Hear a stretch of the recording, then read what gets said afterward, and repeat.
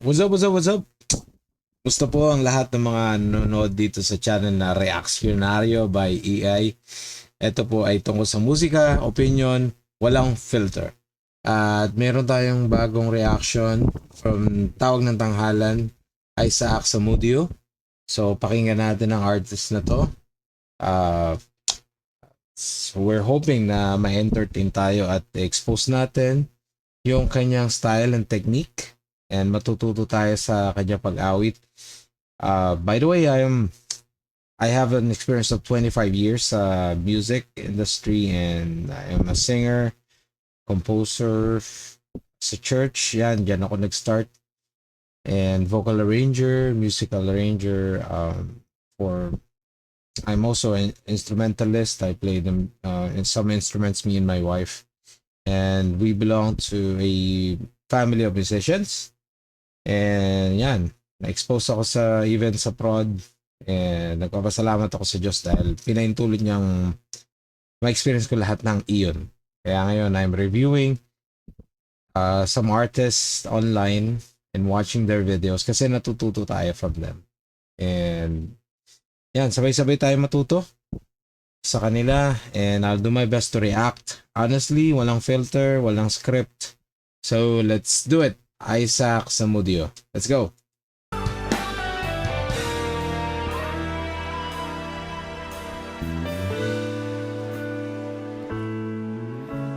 Muli ay iyong pagbigyan, ako'y nagkamali. Pagpasok niya pa lang, nandun na yung emotions. And you can see it from his eyes.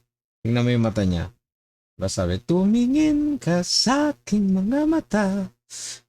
Hindi, ibang kanta yun. Pero look at his facial expression. So, it can tell na binubuhos niya all out from the beginning of the song. And that's how he connects with to his audience. So, you can also, this is also applicable sa mga singers sa school, mga students, sa church as well.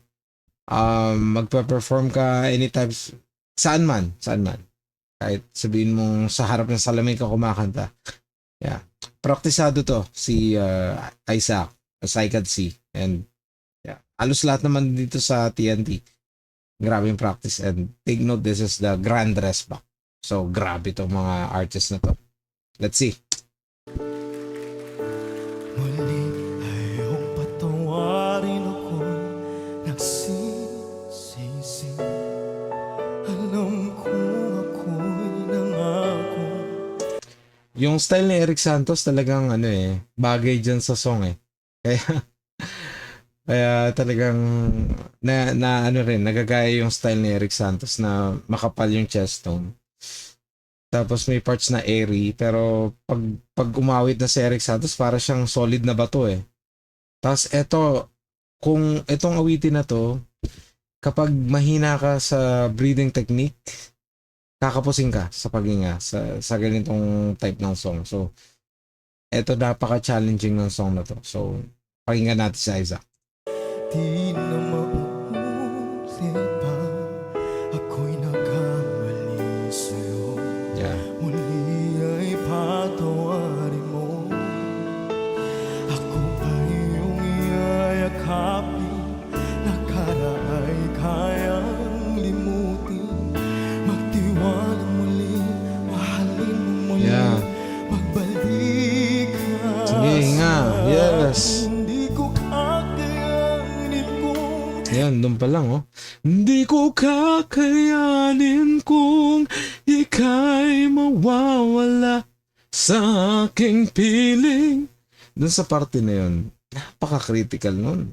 Doon pa lang, kailangan mo mag-imbak ng hangin, and you must identify or learn. Kailangan mo matutunan kung paano siya ibabudget. Kasi hindi mo pwedeng ibuga ng ibuga yung hangin mo dyan.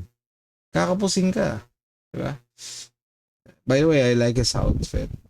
It's nice. Right? Let's continue. ika'y mawawala sa aking piling. Di ko kakayanin pa, nalaman kong wala ng pag-ibig sa aking. Di kayang mag-isa, gustong kasama kita.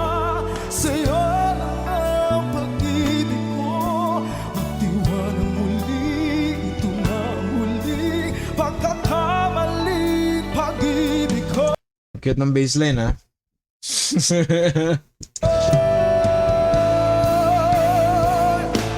muli kang gabi, muling mahalin. Akit na agad yung song. So, let's listen and pakinggan natin. Tingnan natin kung gaano kahusay si Isaac on these parts. Kasi, ano na to eh, papunta na sa bridge part. Tapos, ito na yung pinaka-climax ng song. Let's go.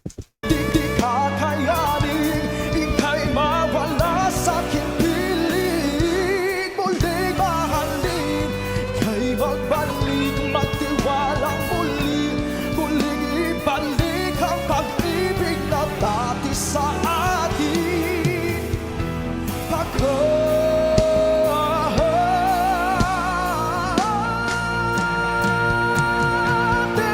ko pa. Grabe yun.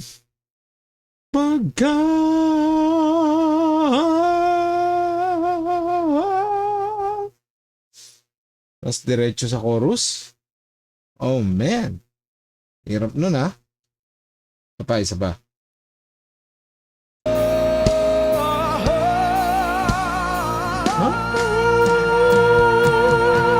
Di ko kakayanin to, ika'y mawawala sa aking piling. Di ko kakayanin pag nalaman ko wala ng pag-ibig sa akin. Ang galing ng banda ng TNT. Diyan sila binabayaran eh. Mga ganong bagsakan at mga regluan. Lupet, chong. Pakinig ko ba? Isa pa. Napakaganding eh. Ganaan nila. Kakayanin pag nalaman ko wala ng pag-ibig sa akin. Di kayang mag-isa. Yun, no? Gusto kasama kita. Sa'yo lang ang pag-ibig ko. Magtiwalang muli, ito na huli. Pagkakamali, pag-ibig ko. Muling tanggapin.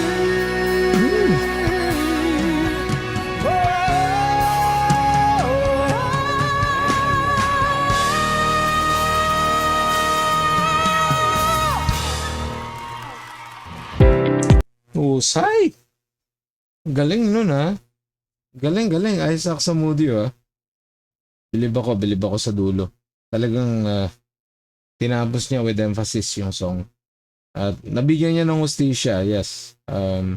Kasi meron ako kasamang singer dati, I remember. Nung pupesto pa kami sa bar. Matagal na yun. 18 years ago, probably. Or more. Mataas naman yung boses niya. Kumakanta pa nga siya ng mga Regine Velasquez. Eh. Shoutout pala IC, no? Kung nanonood ka. Si IC Josa. Yan ang pangalan niya ngayon. So, kumakanta siya. Pero, kinanta niya tong yan. Ano man yun. Sorry. Bumagat nito. Kay Eric Santos na song. Pagbigyang muli. Yes, sorry. Pagbigyang muli. Kinanta niya to, pero nahirapan din siya. Kasi nga, grabe yung paghinga. And natural voice kasi, I mean, chest tone yung ginagamit ni Eric Santos. Yeah, most likely ganun. Kaya nahirapan din si Icy nun during that time. Pero, galing nito ni Isaac eh. Talagang, hindi lang hostisya, hindi talagang spot on yung kanyang performance at yung mga paandar niya sa huli, yung mga runs niya, yeah. Definitely. He is one of a kind. One of a kind ba? Oh, tama. Kasi ang hirap nun eh. Hirap ng song na yun, grabe. Kahit ako, hindi ko kaya kantahin yan. Mahirap yung mga ganong song para sa akin. And, yeah. Sa mga sumusuporta, nanonood sa Reactionaryo, maraming salamat. Ito po si EI. At ito po ay patungkol sa musika, opinion, walang filter. Salamat po sa mga nanonood at sa mga subscribers. Alright, share nyo po ito at patuloy kayong manood at patuloy tayong matuto. I guarantee you na hindi kayo magsisisi sa panonood sa mga videos natin. Maraming salamat po. Alright, and see you on our next video.